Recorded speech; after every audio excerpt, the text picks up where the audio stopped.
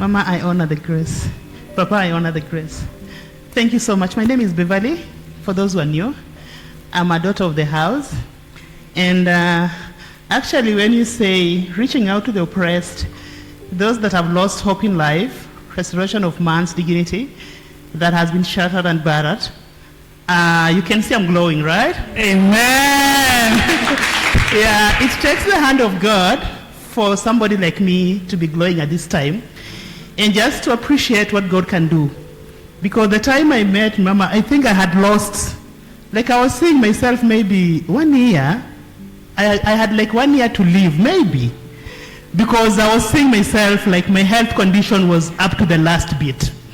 And actually my meeting with Mama, my connection was God spoke to her about my health. And God has restored my health to a greater level. Amen. And I thank God because this grace works for you. And thank you so much, the praise and worship. Today was awesome. This is what I miss. Amen.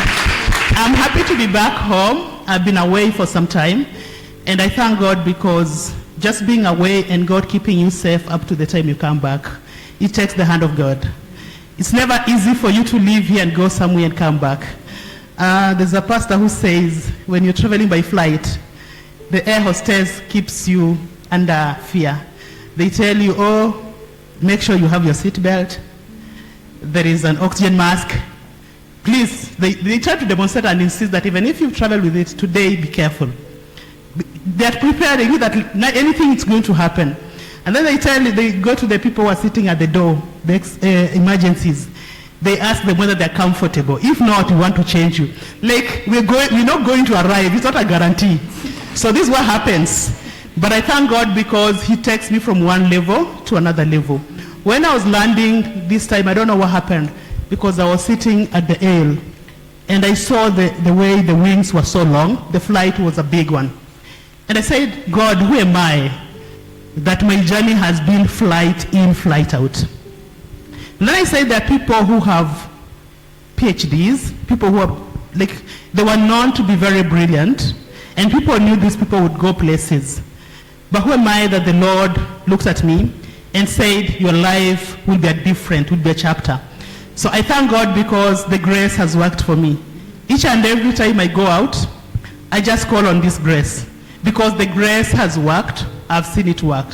And as a Christian, I've been challenged. My last station was a place where it's completely Islam. On Sundays is our Monday, like Sunday is our first working day. And then on Friday and Saturday is our weekends. So I got a very good Christian fellowship in a place that I couldn't imagine, that we have a Christian fellowship. And then I got these people who are prayerful, like it's like a church itself.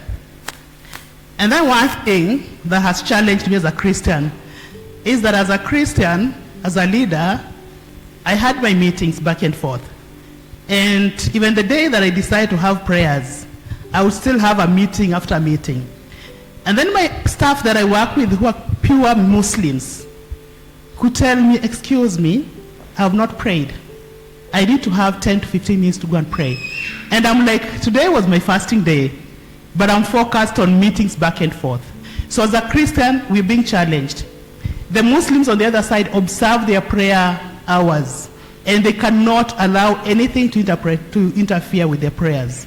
What are we, or where are we standing as Christians in our prayer life? This is a challenge that I've received living in a Muslim-dominated community. Another challenge that really challenged me as a Christian living amongst the Muslims is the kind of love that people have for each other. Christians, our love is questionable. And this is why most of the people feel like I can live without going to church because we do not demonstrate Christianity exactly. Muslims love each other. I was in that country, I felt love all along. Despite people having gone through different hassle and stresses, those people demonstrate love and they have love from within. And then the third thing that I was challenged as a Christian living with Muslims is honesty. Honesty, one of our colleagues lost all his documents. We have cleaners in the garden, so he lost his wallet with his IDs for different countries and all his US dollars, then all the bank cards. So the guy did not realize. In the morning, he sent a message. I just lost all my cards. I lost my wallet. There's nothing I can do because he couldn't withdraw money. And then I met a Kenyan lady, and I told the Kenyan lady who works with a different organization, I don't know whether your security has announced that one of our colleagues lost everything. He said, in this place, you think anything can get lost? He'll get his money. He'll get his wallet. I was like, are you sure? I was kind of doubting.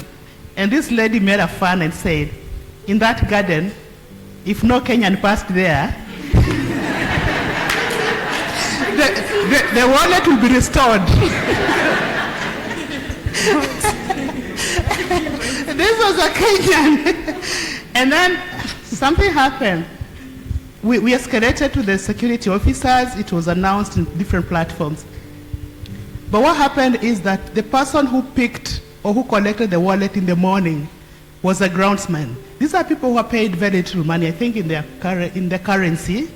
And this man had a lot of US dollars in that wallet. But when this groundsman picked this thing, he just went to the reception and told the receptionist, I picked this. We don't know. He was kindly new to our organization. He said, this is a new person. We don't know the face. Let's count the money with you and confirm how many US dollars are here, how many euros are here, and then we record it down. Give me a copy also. You know, this is a groundsman who doesn't have dollars. So I was looking at it, if it's a Christian, you know, that is when you begin counting your miracle. Miracle money. And then this now reminds me of yesterday. I went somewhere in town and I tried to change some little money. And then I got some money from my M-Pesa and went to the market. The only thing I remembered is I didn't have money. So I was like, I had some little money, but I don't think I'll spend that money. So I picked whatever I wanted to pick and came back. But my mind told me go back to the Forex Bureau and just ask if you left the money on the counter. I was like, let me get in the bus and go. Then I said, no, let me just check. Do you know what happened? This was again a Muslim. They had taken back that money because I left on the counter and just rolled it there. So when I got in, he was like, you're back. This is your money. And I was like, this is what Muslims actually, making me to be triggered. That as Christians, we've lost Christianity.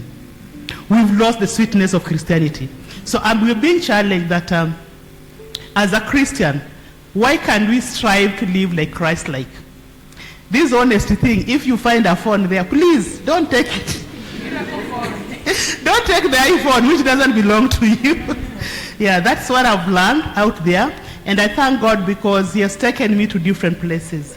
You know, Papa says, if you come from the village and your boyfriend is not exposed, he can be telling you are the most beautiful girl in the world. This man has not gone anywhere and seen girls. And that's what happens. The moment you get exposure, you learn of things. Because sometimes we look at Muslims as people who are not good and so on. But this encounter that I've had with Muslims has challenged me as a Christian. That as a Christian, there are areas that we're actually scoring -2. -2 while the others are scoring 99.5. Thank you so much, Mama, for the grace. Amen. This grace is the one that is taking me out of the world. Amen. And this month of the higher ground, I'm going higher. Amen.